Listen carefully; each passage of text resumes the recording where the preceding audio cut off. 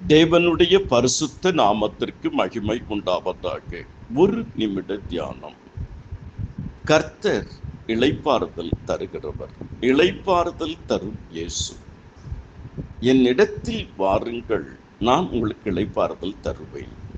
வருத்தப்பட்டு பாரம் சுமக்கிறவர்களே, நீங்கள் எல்லோரும் என்னிடத்தில் வாருங்கள், நான் உங்களுக்கு இளைப்பாறுதல் தருவேன்.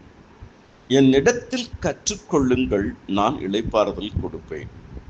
நான் சாந்தமும் மனத்தாழ்மையுமாய் இருக்கிறேன். என் நுகத்தை உங்கள் மேல் ஏற்றுக்கொண்டு என்னிடத்தில் கற்றுக்கொள்ளுங்கள், அப்பொழுது உங்கள் ஆத்துமாக்களுக்கு இளைப்பாறுதல் கிடைக்கும். மத்தேயு 11:29. என் வழியில் நடவுங்கள், உங்களுக்கு இளைப்பாறுதல் கிடைக்கும். என் சமூகம் உனக்கு முன்பாக செல்லும், நான் உனக்கு இளைப்பாறுதல் தருவேன். வழிகளிலே நின்று பூர்வ பாதைகளை எவையென்று கேட்டு விசாரித்து நல்ல வழி எங்கேயோ என்று பார்த்து அதிலே நடவுங்கள், அப்பொழுது உங்கள் ஆத்துமாக்களுக்கு இளைப்பாறுதல் கிடைக்கும். எரேமியா 6:16. என்னை நேசிக்கிறவர்களுக்கு இளைப்பாறுதல் தரும் என்று கர்த்தர் சொல்லுகிறார். 1 ராஜாக்கள் 5:4. என் தேவனாகிய கர்த்தர் எங்கும் எனக்கு இளைப்பாறுதலை தந்தார், விரோதியும் இல்லை, இடையூறும் இல்லை.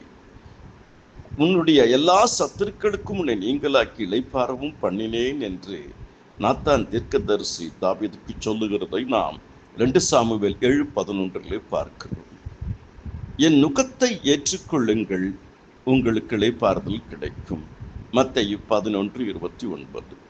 கர்த்தருக்குள் அருமையானவர்களே, இந்த நாளிலே இந்த வசனங்களை உங்கள் வேத புஸ்தகத்திலிருந்து எடுத்து வாசித்து தியானியுங்கள், ஜெபியுங்கள், நன்மை செய்யுங்கள், ஊழியம் செய்யுங்கள், ஆசீர்வாதமாய் வாழுங்கள். தேவ கிருபை உங்களை ஆள்வதாக. உங்கள் துக்கம் சந்தோஷமாய் மாறும். துக்க நாட்கள் முடிந்து போகும்.